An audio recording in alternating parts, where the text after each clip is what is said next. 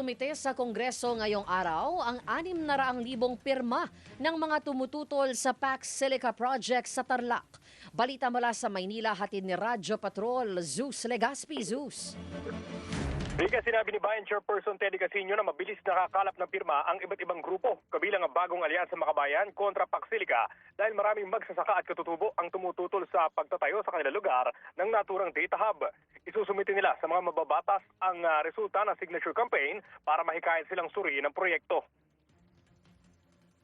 Well, nais natin na dahil sa dami ng mga nakapirma, maengganyo ang ating Kongreso at Senado na imbestigahan itong Pax Silica. Kasi if it is true na tuloy-tuloy na yung development dyan sa Clark City at by November, pagdating ni Donald Trump dito ay magkakapirmahan na, hindi naman pwedeng hindi natin alam at hindi naman pwedeng hindi man lang pinag-aralan ng Kongreso at Senado. Kanina, nagmarcha sa Calao Avenue ang nasa 60 miyembro ng bayan para iprotesta ang Pax Silica Project kasabay ng anibersaryo ng Mock Battle of Manila. Hindi alintana ng grupo ang malakas na ulan at nagsagawa pa rin ang kanilang programa malapit sa US Embassy na payapang natapos matapos ang halos 20 minuto.